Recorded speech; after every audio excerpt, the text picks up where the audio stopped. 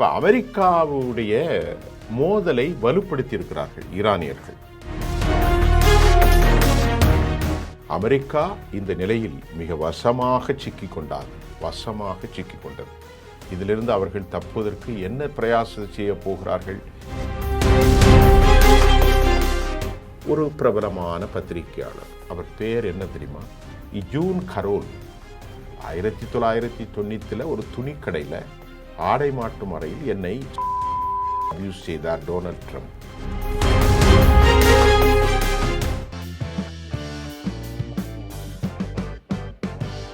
நேயர்கள் அனைவரையும் எம் தொலைக்காட்சியினுடைய சர்வதேச விவகாரம். இன்றைக்கு நாம் பேச போகிறது இன்று காலை கிடைத்த மிக முக்கியமான ஒரு தலைப்பு.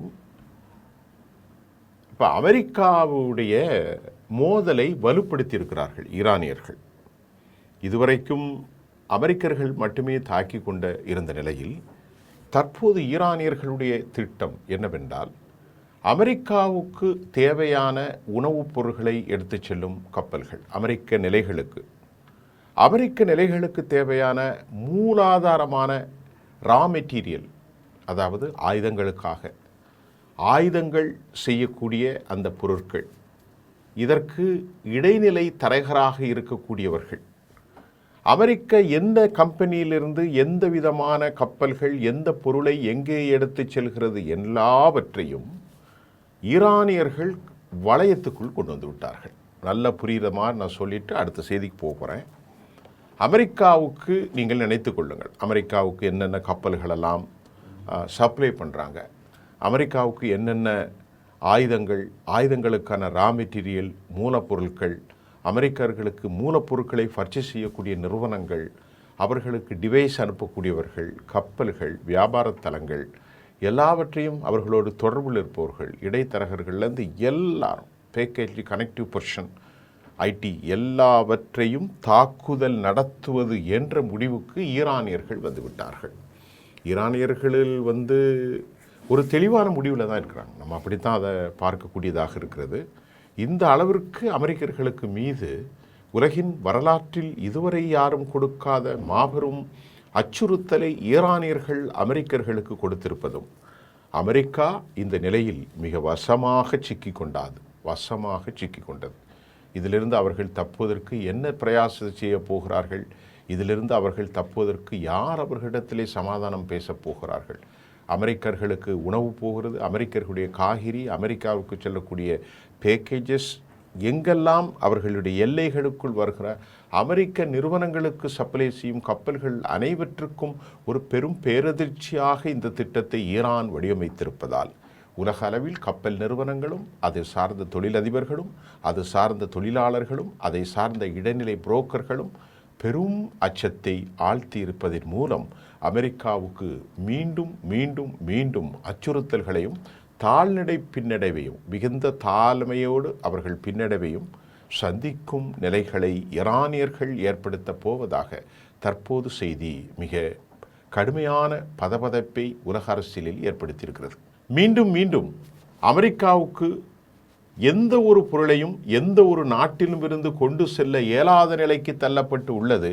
உலகினுடைய வர்த்தகங்கள் பெரிய அளவிலே பாதிக்கும். அமெரிக்கர்களும் பாதிக்கப்படுவார்கள், உலகினுடைய வர்த்தகமும் பாதிக்கப்படும். அடுத்து நம்ம பார்ப்பது, ஈரான் மீண்டும் 2 பலிஸ்டிக்ஸ் ஏவுகணைகள் மூலம் யுனைடெட் அரபு எமிரேட்ஸ் கடல் பகுதியில் வீசியதாக எழுந்த குற்றச்சாட்டுகளை ஈரான் முழுமையாக மறுத்திருக்கிறது. பகையை வளர்க்க யாரோ இந்த நடவடிக்கையில் ஈடுபட்டு வருகின்றார்கள் என்று ஈரான் அறிவிப்பிருக்கிறது. ஈரான் எப்போதும் உண்மை கூறும் நிலையில் அவர்கள் தாக்கியது கிடையாது, அவர்கள் பின்வாங்கியதும் அல்ல. ஈரானுக்கும் ஐக்கிய அரபு அமீரகமும் இடையே பிளவை உருவாக்க அமெரிக்கர்களும் இஸ்ரேலியர்களும் ஒரு முயற்சி செய்ததன் விளைவாக ஈரானுக்கு இதுவரை தடை செய்யப்பட்ட காலங்களில் அமீரகம்தான் பெரிய அளவிலான மறைமுக வர்த்தக உறவிலே அவர்கள் வந்தார்கள். என்னதான் துபைக்கும் ஈரானியர்களுக்கும் போட்டி இருந்தாலும், அதாவது 27 பில்லியன் அமெரிக்க டாலர்கள் வரை துபை மூலமாக ட்ரேடிங் நடந்ததாக கூறப்படுகிறது. இது யாருக்கும் தெரியாத ஒரு சம்பவம். அதாவது 27 பில்லியன், உலகத்தில் ரொம்ப 47 ஆண்டுகளாக கடுமை காட்டப்பட்ட பொருளாதார தடை விதிக்கப்பட்ட எங்கள் ஈரானுக்கு துபை மூலமாக இங்கிருந்து அங்கு பொருட்கள் எல்லாமே 27 பில்லியன், நீங்கள் ஒரு 2.25 லட்சம் கோடிக்கு மேல் வியாபாரத்தில் துணையாக இருந்திருக்கிறார்கள் UAE என்பதை நீங்கள் கவனத்தில் கொள்ளுங்கள். ஈரானுக்கு தேவையான 30க்கு மேற்பட்ட, எவ்வளோ 30க்கு மேற்பட்ட இறக்குமதி செய்யப்பட்ட பொருட்கள் துபை வழியாகத்தான் இதுவரை நடந்தது. துபையில் ஈரானிய தலைமையகமாக கொண்டு 8000த்திற்கு மேற்பட்ட ஈரான் கம்பெனிகள் ட்ரேடிங் பார்ட்னர்ஷிப் நடந்து வருகிறது. இந்த பணியில் ஈரானியர்கள் துபையிலே 5 லட்சத்திற்கு மேற்பட்ட ஈரானியர்கள் துபையில் இருந்துதான் விவசாயங்கள், வியாபார பொருட்கள் பரிமாற்றம் நடந்து வருகிறது என்ற தகவலும் இப்போது உலகத்திற்கு தெரிந்திருக்கிறது. அந்த அளவிற்கு அமீரகம் ஈரானியர்களை கண்டும் காணாமலும் அமெரிக்க தடைகளை தாண்டி வர்த்தக நிலையில் ஈரானிடையே தற்போது நடந்து வந்திருப்பது அமெரிக்காவுக்கு ஷாக் மட்டுமல்ல, அமெரிக்கர்கள் இப்போது அழுத்தம் கொடுத்ததாகவும் சொல்லப்படுகின்றது. கடந்த ஒரு வாரத்திற்கு முன்பு நான் ஒரு தகவலை தெரிவித்திருந்தேன். அமீரகத்தின் A6RA ராயல் ஃபேமிலிக்கு சொந்தமான அபுதாபி யுனைடெட் அரபு எமிரேட்ஸிலிருந்து ஒரு விமானம் பறந்து தெஹ்ரானில் ரகசியமாக டீலை முடித்து கொண்டு அந்த விமானம் உடனடியாக திரும்பியது. அந்த டீல் மூலமாக அரச குடும்பத்தில் 3 பில்லியன் அமெரிக்க டாலர்கள் மற்றும் 2 டன் தங்கத்தை கொடுத்து UAE சமாதானம் செய்த நிலையில் தற்போது ஈரான் ஏன் தாக்குதலை நடத்த வேண்டும் என்ற கேள்வி எழுகிறது. தற்போது இந்த நிலையை அறிந்த வாஷிங்டன், அமெரிக்கா UAEக்கு கடுமையான எச்சரிக்கை விடுத்த நிலையில் இதுபோல எந்த ஒரு டீலும் நடக்கவில்லை என அமீரகம் உச்சபட்சத்தில் மறுப்பை தெரிவித்திருக்கிறது. இந்த போர்க்காலத்தில் கூட யுனைடெட் அரபு எமிரேட்ஸ் மற்றும் ஈரான் ஆகிய 2 நாடுகளும் இணைந்து வியாபாரம் நடந்து வந்ததை நாம் மிக முக்கியமாக கவனத்திலே எடுத்துக்கொள்ளணும். அமெரிக்கா என்ன சொல்கிறாங்க? வெள்ளைக்கொடி ஏந்தி சமாதானம் செய்ய ஈரான் முன்வர வேண்டும் என்று அமெரிக்க அதிபர் டொனால்ட் ட்ரம்ப் கூறினார். இந்த நிலையில்தான் ஐக்கிய அரபு அமீரகம் கூறி வரும் கூற்றை முழுமையாக மறுத்துவிட்டது. நாங்கள் அமீரகத்தை தாக்கவில்லை என்று இஸ்மாயில் பகாவி வெளிவிவகாரத்துறையினுடைய செய்தி தொடர்பாளர் கூறுகிறார். அப்போ இந்த பகையை வேண்டுமென்று தொடங்கப்பட்டதா? இந்த பகை தொடங்கியது யாரால்? அமெரிக்கா மற்றும் இஸ்ரேல் ஆகிய 2 நாடுகளும் ஒரு பழிவாங்கும் ஆபரேஷன் நடந்துள்ளதாக, இதில் ஈரானியர்களுக்கு எந்த சம்பந்தமும் இல்லை என சர்வதேச வல்லுநர்கள் கூறுகிறார்கள். தற்போது அமெரிக்க அதிபருடைய ஒரு approval rate among the community 33% அளவிற்கு சரிந்திருப்பது மிக முக்கியமான செவ்வியாகவும் நாம் எடுத்துக்கொள்ளும். அமெரிக்கத்தை ஈரானுக்கு எதிராக திசை திருப்பி ஈரானுடைய பொருளாதார சிக்கலை வலிமைப்படுத்துவதற்காக திட்டம் தீட்டி நடைமுறைப்படுத்தப்படுகிறது என்பதும் சர்வதேச பார்வையாளர்களின் யதார்த்தமான கருத்தாகவும் நிலையாகவும் இருக்கிறது. தற்போது ஈரான் மற்றும் ஓமன் ஆகிய 2 நாடுகளும், ஓமனும் ஈரானும் இணைந்து ஹெர்முஸ் ஜலசந்தி விவகாரத்தில் சரியான முறையிலான தீர்வை பேச்சுவார்த்தை நடத்தி அவைகள் அடைய வேண்டும் என்ற நோக்கில் பேச்சுவார்த்தை நடத்தி வருவதாக கூறப்படுகிறது. ஒருவேளை இதில் தீர்வு காணும் வரை அமெரிக்காவுடன் பேச்சுவார்த்தை நடத்தி எந்த ஒரு பலனுமில்லை என்பதுதான் நிதர்சனமான உண்மையாகும். அமெரிக்கா இதில் எந்த ஒரு உரிமையும் கிடையாது. 10,000 மைல்களுக்கு அப்பால் இருக்கும் அமெரிக்கர்களுக்கு ஹெர்முஸில் எந்த உதவியும் ஹெர்முஸில் இல்லை. கத்தர் பேசும்போது இந்த தீர்வு காணும் நிலையில்தான் அமெரிக்காவும் ஈரான் ஆகிய 2 நாடுகளும் இதை சரி செய்த பிறகுதான் நடத்த முடியும். ஓமனுக்கும் ஈரானுக்குமான அந்த விவகாரங்கள் முடிந்த பிறகுதான் நாம் அதனை பேச முடியும் என்று கூறியிருக்கிறார்கள். இதற்கிடையில் அமெரிக்காவை சேர்ந்த 82 வயதான ஒரு பிரபலமான பத்திரிகையாளர், அவர் பேர் என்ன தெரியுமா? June Carol. 1990 ஒரு துணிக்கடையில் ஆடை மாட்டும் அறையில் என்னை அபியூஸ் செய்தார் டொனால்ட் ட்ரம்ப் என்று கடுமையான குற்றச்சாட்டை கூறினது பழைய கதை. அவர் இந்த குற்றச்சாட்டை 2019 தான் எழுதிய புத்தகம் மூலம் ஜூன் கரோல் வெளிப்படையாக அறிவித்தார். இந்த வழக்கம் போல ட்ரம்ப் மறுத்து இது பொய்யான தகவல், இதன் புகழுக்கு களங்கம் என்றும் சொல்லிக் கொண்டிருந்தார். டொனால்ட் ட்ரம்பின் அவதூறு பேச்சுகளுக்கு எதிராக ஜூன் கரோல் நீதிமன்றத்தில் வழக்கு தொடர்ந்து 2023 நியூயார்க் நடுவர் மன்றம் உண்மையிலேயே பாலியல் துன்புறுத்தலில் ஈடுபட்டதையும் ஜூன் கரோலின் நற்பெயருக்கு களங்கம் ஏற்படுத்தியது உண்மை என தீர்ப்பளித்ததன் விளைவாக அவருக்கு $5 மில்லியன் கொடுக்க உத்தரவிட்டது. இந்த உத்தரவை தொடர்ந்து சுமார் $5.6 மில்லியன் இந்திய மதிப்பில் 47 கோடி ரூபாயை ஜூன் கரோலுக்கு ட்ரம்ப் தரப்பு செலுத்தியது. இதற்கிடையிலே கடந்த 2 தினங்களுக்கு முன்பு நீதிமன்றத்தில் இந்த தீர்ப்பை எதிர்த்து அமெரிக்க உச்ச நீதிமன்றத்தில் அமெரிக்க அதிபர் டொனால்ட் ட்ரம்ப் அணுகினார். ஆனால் இந்த வழக்கை விசாரிக்க முடியாது என்று கடந்த ஜூன் மாதமே இதற்கான உச்ச நீதிமன்றம் திட்டவட்டமாக மறுத்தது. எப்போது? ஜூனில்.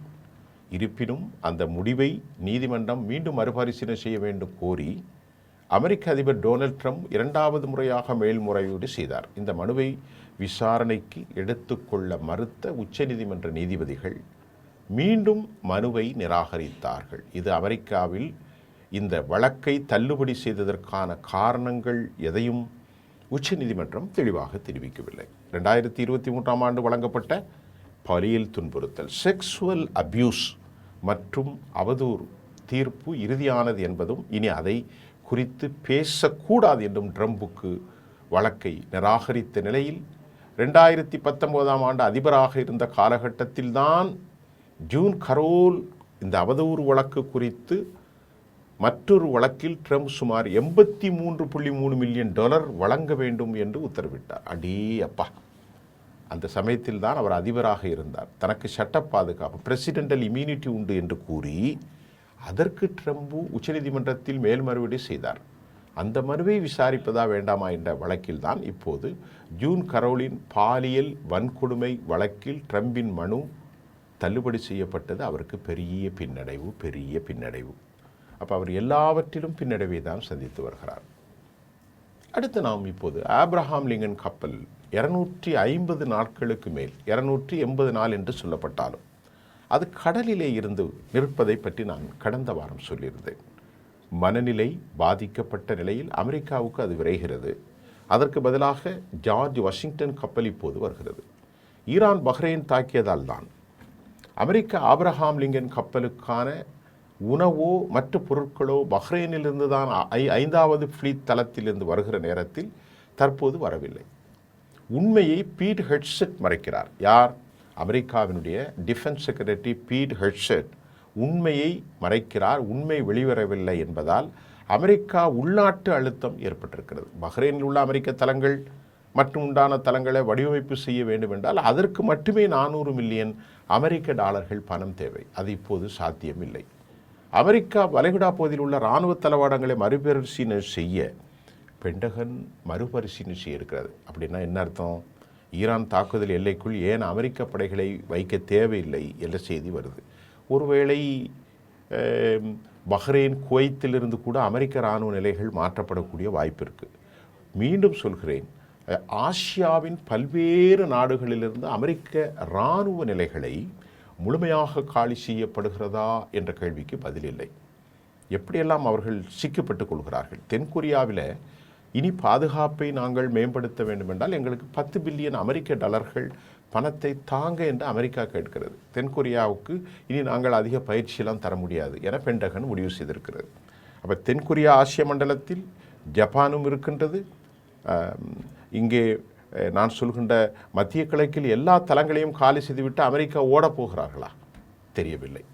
அமெரிக்கர்கள் இனி வேண்டாம் அப்பா, சண்டையே வேண்டாம், நம் அமைதியாக இருப்போம் என்ற நிலைக்கு வந்துவிட்டார்களா என்ற கேள்வியும் தற்போது ஆசிய மண்டலத்திலிருந்து அவர்கள் வெளியேறப் போவதாக செய்திகள் உறுதி செய்கிறது.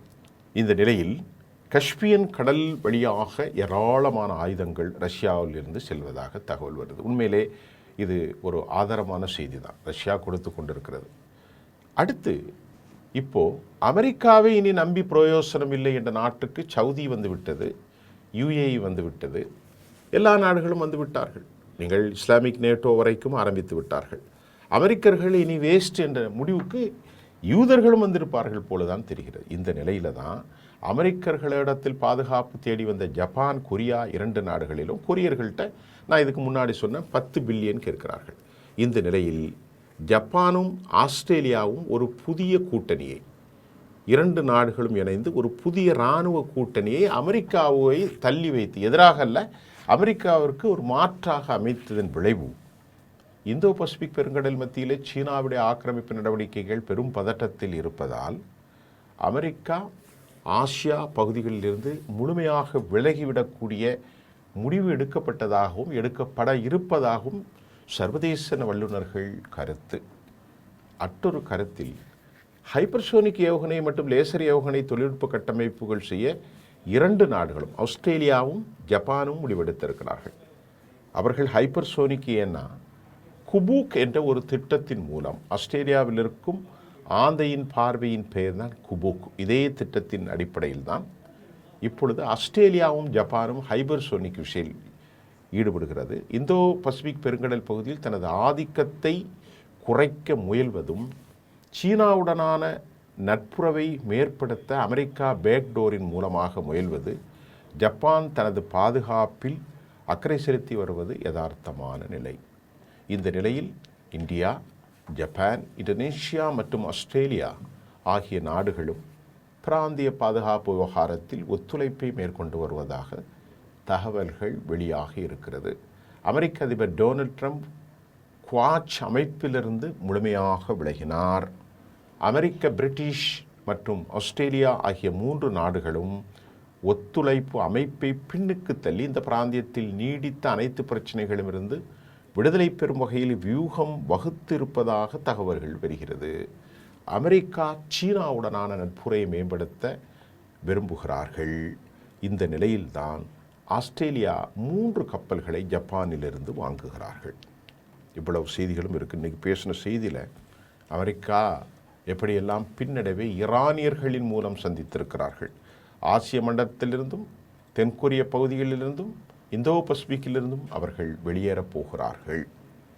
அமெரிக்காவுக்கு செல்லக்கூடிய எல்லாவற்றையும் அழிப்பதற்கு ஈரானியர்கள் திட்டம் தீட்டி வருகிறார்கள். இந்த செய்திகளோடு மீண்டும் நாளை உங்களை நான் சந்திக்கின்றேன். நன்றி.